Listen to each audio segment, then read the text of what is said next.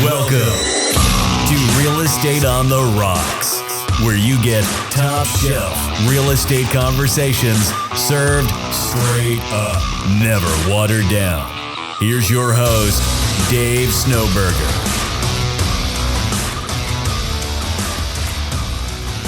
All right, check it out. We're back with Marshall Tucker, James Mendez, and Dave Snowberger. Alicia Hooper still out of town on us. Today we're going to talk a little something about... Know, like, and trust. Didn't we just go over that? We did, but I think we got a little sidetracked in story time, so we're going to dig a little deeper into it. Some of us like story time. A little bit. I like stories. I love your stories. So we're just going to dive deep into it a little bit. We'll start off with the know. So the know is all about attention. You ever seen that Grant Cardone video, James, where he screams attention really loud and No. it echoes? I have not. I probably would not like somebody You should screaming. watch it. Okay, so now I have to. Now I have to watch it. But no, normally I don't want anybody screaming into a phone. But how do we Or camera. gain attention? How do we get attention?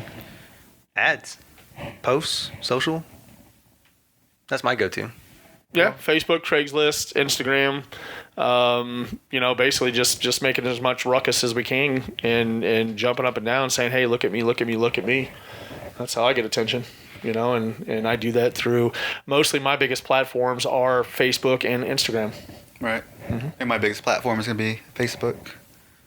But it's getting on there and posting anything that's going to get engagement with someone. We post things on there sometimes that we already know the answer to. We just want people to comment on it. Video, lots of video. What else?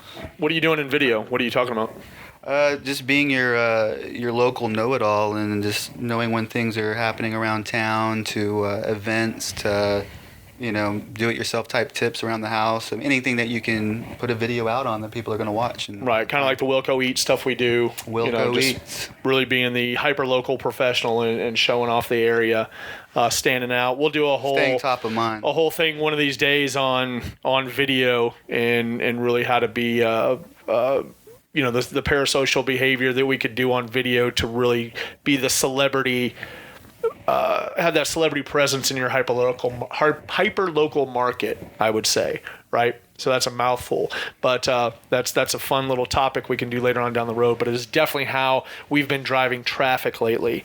You've had a lot of success with the whole park thing. What are you doing there? The parks, well, I've been taking my kids to the parks, and we've been recording it and just basically showcasing cool places to take your kids, because you figure, people are moving into the city, they don't know really where to go yet, and it's something that I can do with my family, really low pressure, and just make a nice video and put it out there, build up my YouTube content. Nice. Actually, one thing I started doing, I saw it on Gary Vee. He was talking about going into on Instagram and searching. You can search for different people and stuff. Mm-hmm. You can search by location, and he said scroll through and check out some of the content or some of the top posts and see if there's something that's in there that you can engage with. And so I found somebody, one of the ladies that lives here in Austin, and she makes pillows from like different materials and stuff. And so I was sharing her page as like a little shout out kind of thing, and just drive engagement through that, and then just be more present with the community through messaging like that. And it's just, you're not getting paid for it. You don't get too much value out of it. You're just bringing light to somebody else, right, who can benefit from it. It's not another agent, so it'd be a good share it forward or bringing value to other people. Cool. Something as simple as wishing someone a happy birthday on Facebook, that goes a long way. And not just happy birthday, but happy birthday and actually say their name. And, a little short message about something that you've seen them do lately. They'll get you to stand out a little bit more, I think. Yeah. No, people appreciate it. I know I do when I get those happy birthday posts or like little thank yous for or acknowledgement for something that's going on, kind of big or important. Those are and don't just put HBD. I've seen some people do that. Some people go all out though. They'll show or share all kinds of pictures and stuff. Do collages for photos. Those are pretty cool. But I'm trying to build my my Instagram up a little bit too. I think I was focusing mainly on Facebook in the beginning, so definitely been jumping on Instagram a lot more lately. Craigslist, not a whole lot of attention there. We use that to post some ads every once in a while. Not a whole lot. If you do Craigslist right, to where they're seeing your logos come across, after they see your logo a few certain times, they're like, oh, this guy's got a lot of posts on here. When I used to do Craigslist, I used to concentrate on posting 10 ads a day on Craigslist for leasing clients when I first got into the business, and people would call me, and I would start having people call and say, hey, look, I see that you do a lot of leasing. Can you lease my house for me? And so I started representing them on the lease side and putting my sign in the ground. So in real estate, the first sign I ever got in the ground was for a lease client that I got off of Craigslist, and to this day, he's still a client of ours. I never thought of that. That was a good idea. Write that one down. Write that one down. Throw that in the toolbox. Mm-hmm. So another thing is, you brought up Facebook. Is I don't do a lot of Facebook ads. We don't do a lot of Facebook ads. However, when people are asking me, hey, how are you having some of the success you're having? And I was using Facebook for that. What we're talking about right now, to get people to know me. Mm-hmm. And I wasn't really realizing it. I was just trying to grab as much attention as I could. So anything I was working at that time I was dealing with, if I was doing an open house, I would film the open house. I'd take pictures of it. I'd invite people to come out. Would anybody ever come out and see me at the open house? Absolutely not. But I was doing so many of those little videos that it looked like I was listing a lot of homes when I wasn't. I was asking permission from other agents to hold their open houses, and I would invite people out, and I gave off the idea that, wow, this guy's working a lot of open houses, he must have a lot of listings, I'm going to call him to list my house. And it started working. So I started grabbing attention, I would say, fairly early with Facebook, and this is really before the Facebook ads. And so people started taking that out of context and saying, oh my gosh, teach me how to do your Facebook ads. I'm like, I don't do Facebook ads. I just post a lot of stuff about me and what I'm doing, driving around. And then I post things like when I took the picture of the for sale by owner sign, and I said, anybody see this particular sign in any yard around Austin, Texas? Take a picture of it, send me the address, and if it closes, if I get something out of it, I'm able to help these people sell their homes, I would do something for them where I would give them a nice little gift or something, whether it was $50 referral, take them out to dinner, do whatever else, just for sending me that picture. So would you say everything you post on Facebook is real estate related? It was at first. The 80-20 rule? It was at first, and it was a little bit too much, and I would see people that were in particular posts. I'd say if I posted my dog, or I posted me doing something at the beach, or I just posted some regular picture, right? Mm-hmm. And say I go back into that, and there was a memory, like one of those Facebook memories that pops up, and you see it's like, this is what you were doing a year ago, and I click on that, and I always scroll down to see if it had 45 likes, if everybody that I had 45 likes from, if we were still friends. And I would get to the bottom of them, and I would see 4 or 5 people that we wouldn't be friends anymore. We're still friends in real life, but they weren't following me over here. And I would reach out to one or two. I'm like, hey man, what happened? I thought we were friends on here. Or I would send them another friend request with something like, man, you just post too much real estate stuff. And so that's when I noticed that, I was doing the right thing, because I was grabbing attention, so people were seeing my stuff. So I don't really give a crap if they're on my Facebook. If somebody I've known for 15 years or 20 years or whatever else that got sick of me seeing me post, if they can't just, I don't think at the time you could unfollow anybody. Right now you can unfollow them, but back then you couldn't. Facebook hadn't come up with that feature yet. But I knew that I was speaking to the masses, right? And so my Facebook started going up. I started getting more friends requests from people I didn't know. And so that's who I was after, was more people I didn't know. I started using that as a platform to the people that I know, if they can tolerate me and they can be on Facebook with me and see all the stuff I was posting, cool. If they wanted to unfollow me, no hard feelings. Yeah. If they wanted to defriend me, no hard feelings. You mix it up a lot more now, though. Oh, yeah. Like a lot of the stuff is like a bunch of real estate, but also fun things you're doing, and foods, workouts and stuff like that. Like, you're mixing it up a lot more than just only Facebook. I know some people that like their whole social media page is like all work. Like, I know you do more than that, because I know you. He's right. It's boring after a minute. Yeah. And so that's where I started thinking that I was getting stale. That I was doing the same things over and over. I was doing a lot with the driving around. I'd hop in my truck and I'd put my phone on the little holder up on my dashboard, and I drive around and just talking to the camera, and a lot of people were liking those. I was getting private messages like, love your videos, whatever else, and I would see people that I knew that I would see on a daily basis, and like, hey man, come up with something new. And I was just kind of like, oh crap, haters gonna hate, you know. And the funny thing is like I would see them like a month later doing the same thing from their cars, you know, Nice. and trying to do it, but they didn't have the same little Ducalachi I have to hang my phone on. So I was just telling Marshall I need one. yeah, I was cruising around on the Mini with Yeah. that thing. I set that up. I had podcasts going. I was going out there for the listing appointment with the buyer I was telling you about. Oh man, I had that thing just hooked up right there. I mean, if it was in the truck, I could have had a little bit higher. I've seen people get like It was 2 perfect. of them so they can hang their iPads up. Oh, that's a good idea. yeah. That's a really good idea. Yeah, so one of our buddies does that in his truck. He's got one. He's got 2 right there, and then he puts his iPad up. So when he drives to Colorado constantly to go up to his house up there, and he wants to watch movies. So which is completely against the law. But he'll sit there and knock out the whole season of Walking Dead on the way to Horrible. Colorado. Right? He's been pulled over a handful of times and somehow talked his way out of every single ticket. It was like, oh, I didn't know. And as soon as that cop's out of sight, he hits play and he's watching it again. We did that in rental car. We drove up to Colorado. Odd. We drove up to Colorado for a reunion for my late wife's. All the adoptees were getting together up, I think, on the other side of the mountain in Denver.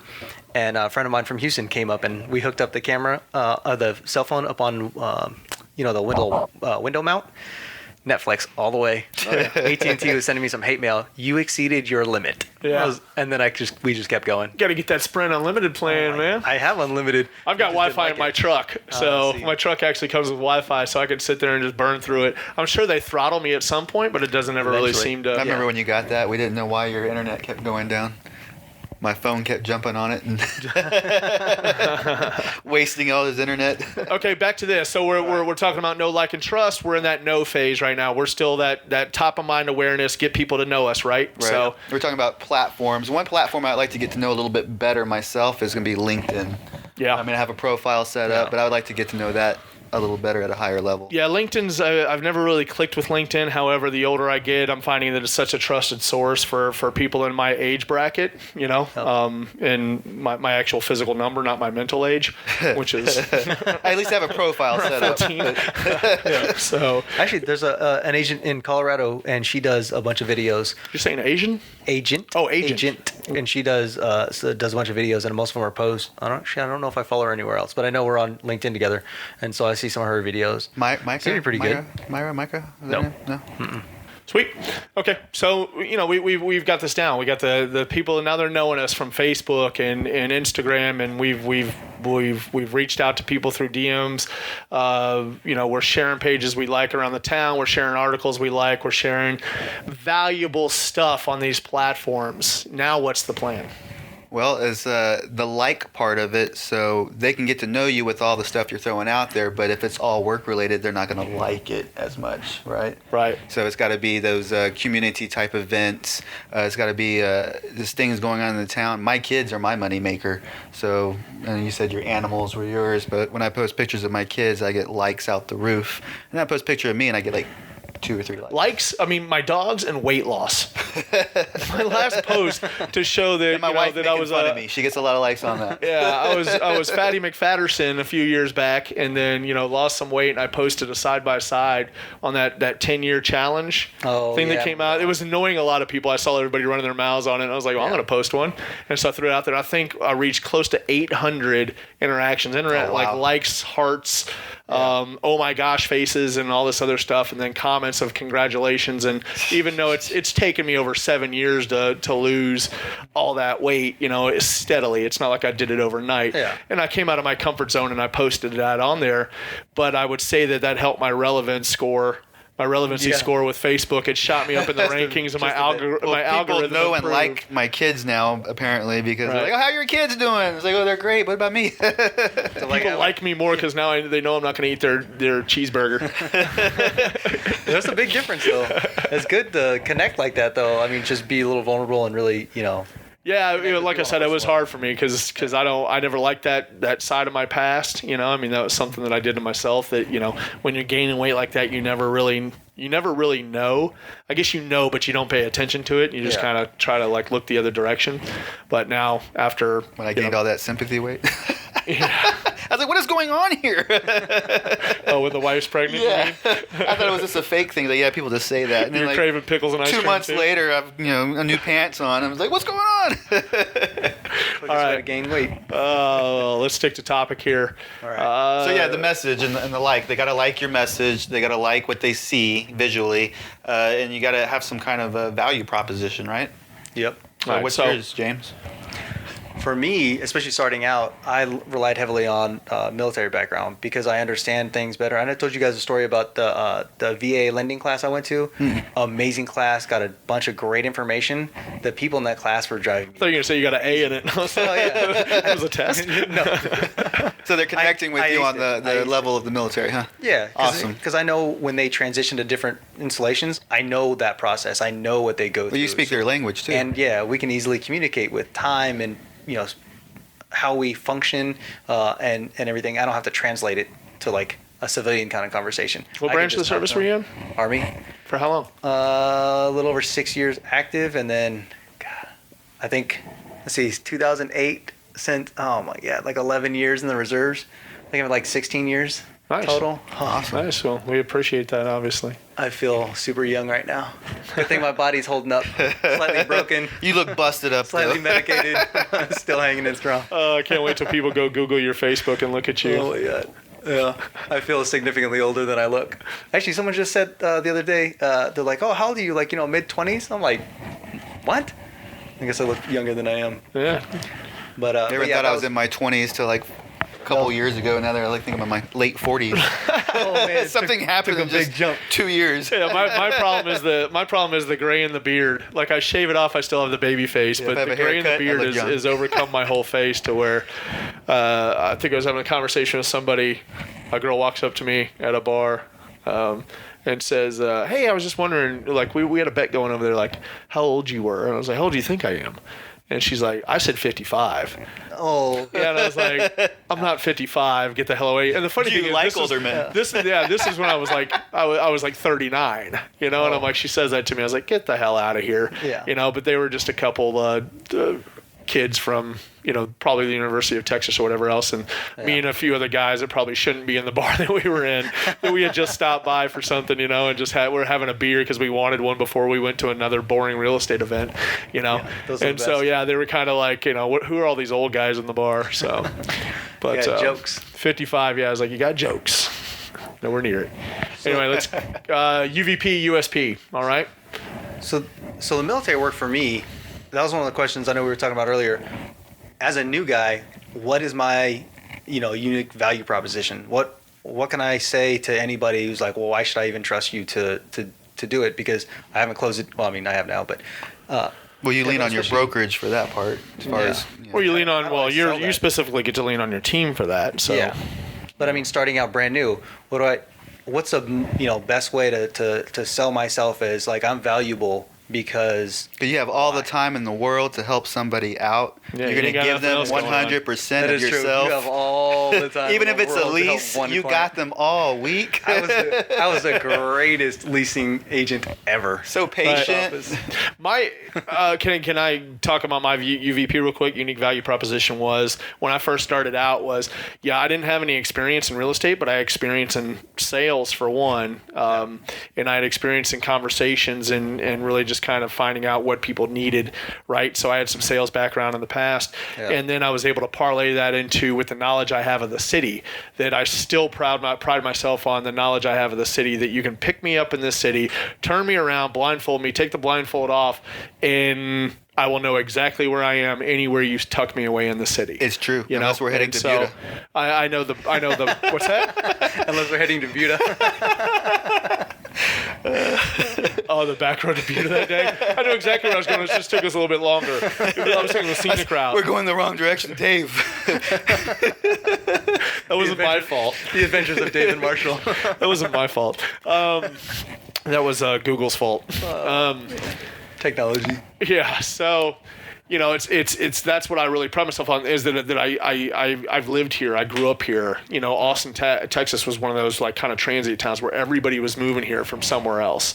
And since the early '80s, the growth hasn't stopped from 1983 and on. We've lived here since 1981. I went to high school here. I used to ride my bike all around this city. I know where I am at all times. You know, I love this city. I know the shortcuts through it to dodge traffic still to this day. You know, the stuff that the news leaks out, like these are the best ways to travel. Then they ruin those. Well, I know the ones even better than that, you know, and so that does exist in this town. And so that was my value, was that I knew the neighborhoods where people would really want to live, the best schools, the things like, you know, the best golf courses, the best, what part of town you had to be in to get a great western view of the sunset or a lake view, you know, what those prices were, the different caveats of just the pricing throughout the city, and knew that if I had someone that wanted a particular house in the $350,000 price range and had to be built in 99 or above into the 2000s, I knew exactly where those neighborhoods were without even thinking about it. Most agents would have to research that. Most agents might not find that of value because they have the MLS to do that for them. Well, I knew top of mind right where those things were, you know? And so that was my unique value proposition when I got in this, that I knew this city better than 99% of the agents that were out there.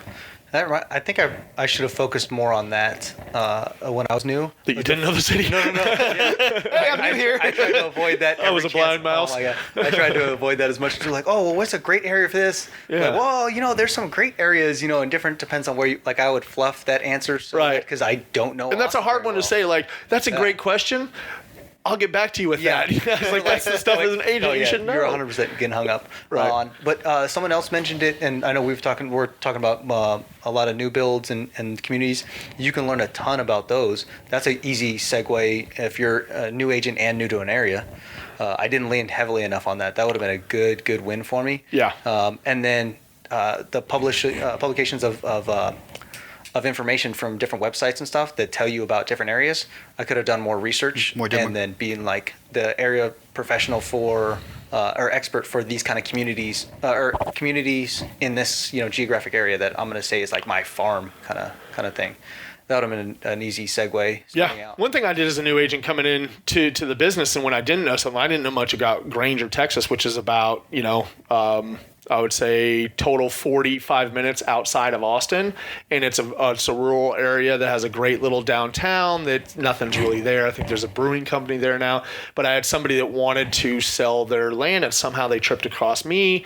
Hey, can you come do this? And I didn't know anything about Granger, and sure enough, I hit the internet, started Googling everything about Granger, and I found out that Granger was supposed to be the next Georgetown, Texas, which doesn't mean a lot to the people that we're talking to who right now. But Georgetown's like the county seat of Williamson County. That's where the big square is. Yeah. Everything was headed that direction. And then there was a huge flood back in 1920 or so that basically wiped out Georgetown. And so they had to restart over again. And when they dammed it up, the railroad decided to come through here and instead didn't go around Georgetown. So pointless story, but what I'm saying is that I had to Google this and I found all this stuff out. So I had something to connect the guy because he owned one of the biggest ranches in Williamson County. So he had more land square footage than anybody else in Williamson County. So the guy knew his stuff, and I wanted to make sure that I knew what I was talking about. When I went out there, not one of those things popped up, but I knew it if it did. You know, I overthought it all the way to the max, and he just wanted to know, what can I sell for? How long is it going to take you to get my cash in my pocket? You know, just whatever the other seller wants to know. Right? Anytime in an unfamiliar area, just pull up Google Maps, look around there real quick, find out where the schools are at, find out where the shopping centers, the grocery coffee stores, shops. So when you're talking to them, you can be like, yeah, Walmart, right over there. There's a school HEB. over here, shopping, all the hospitals over there, and then you actually sound, you know, like you know what you're talking about. Yeah. So that's just builds a good solid foundation for the like, and then how easy has it been your transition to trust?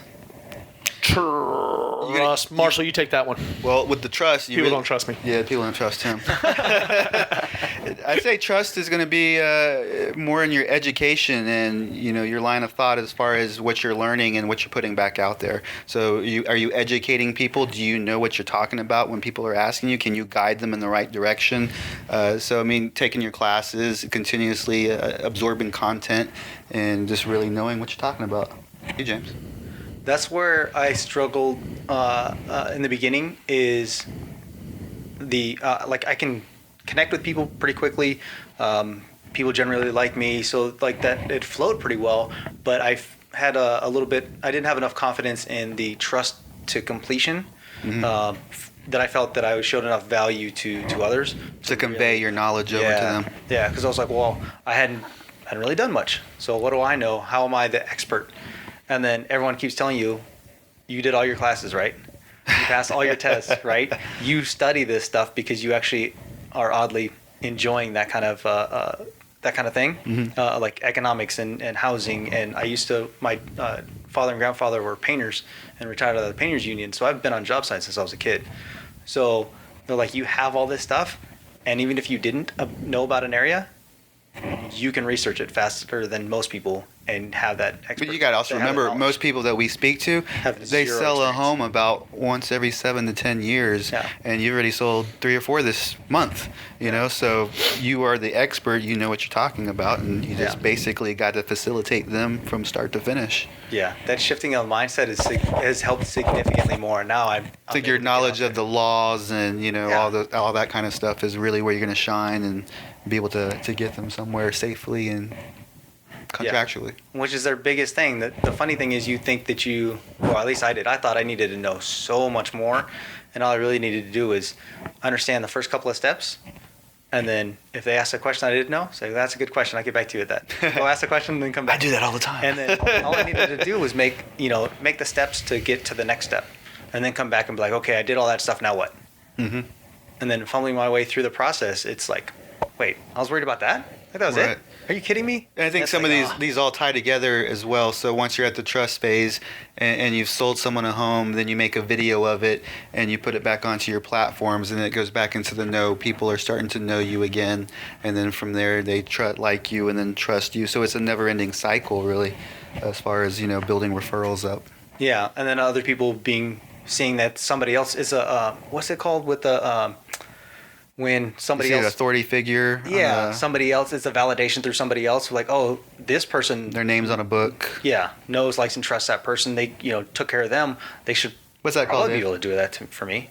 Thought we had a word for it. That's a great question, James. We will look that up for you. That's a good question. We will get back. Go do the research and put it in the show notes. Yeah, I would just remember that you, at the point, you're an expert. The minute you get your license, you're an expert. Yeah, I mean that's a lot. You know more than the average buyer/seller. So as long as you believe that and you move forward, there's nothing really that can hold you back. It's just a confidence issue at one point, and so you have to start dealing with the confidence or building your confidence through just more action. The more that you surround yourself around, the certain real estate conversations, and you're always moving the ball, forward and learning the content, and then coupled with it's all working simultaneously right here, that you're getting people to know you, like you, trust you, and then what's the end result once they know, like, and trust? They buy from you. They do business. They do business with you. They sell with you. Yep. Or they introduce you to someone else that's going to do business. What the? Somebody is recording and trying to do a little social media backfire. Yeah. and I erased it all. Like, it was all good stuff, and then boom. Oh, for nothing. See, I'm leaving the bloopers in for that one. All for nothing. Darn it. Social media fails.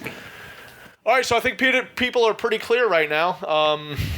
What we need to do, and so I think we did a good job explaining that no one's going to do business with us if they don't know us, like us, or trust us. And so that's a part of the lead process right there. That's what I was trying to get across in the previous one, where I spoke a little too much or told a little too much of a story. Was really, no one is going to do business with you when you call them on the phone. You're disrupting their day. Your job right there is to be good enough and seasoned enough on the phone to get to know them so they get to know you. Once you've done that, you set up a conversation, you set up a second call, you've set up the follow-up, where the fortune's in the follow-up, obviously. This is what we talk about all the time. Now we have the follow-up calls, the follow-up plan. It's a plan you have to put into place. Right? And so there's going to be no conversation, no lead. If you do get a lead that has the exception that wants you to run out of your office right then and there, show a house, and then put an offer in, my gosh, hold on to that, because that's pretty much the only time that's ever going to happen in your career. Yeah. It has still never happened for me. and I've sold a couple hundred homes by now. It's still never happened for me. Everybody that has done business with us has got to know us, like us, and trust us, and then used us as a resource after that, and then referred us. So my main goal is to get us to know us, like us, trust us, buy from us, and then refer us.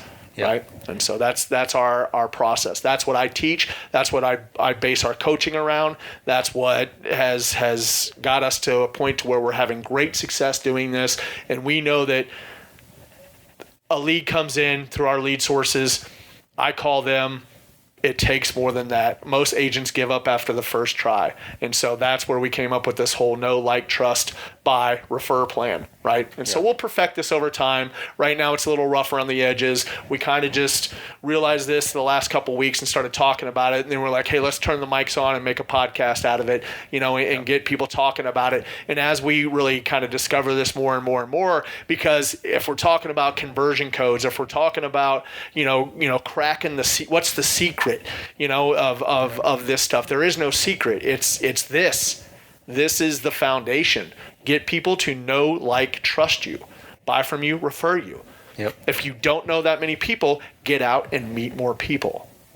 Get them to like you. Get them to trust you. Mm-hmm. I'm beating a dead horse at this point. However, I think you get my drift, and I think the listeners on the other end get our drift. But it's good. If they're still listening to us, they get it.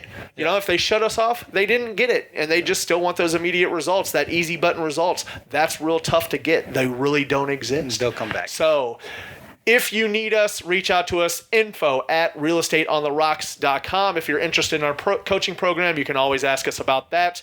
I'd like to thank our sponsor, Mike Harrell with Guild Mortgage. I'm popping and locking right now. Marshall and I are doing I am flossing. Oh, Marshall's flossing. My bad. And James is, what are you doing, James? He's a bump on the log.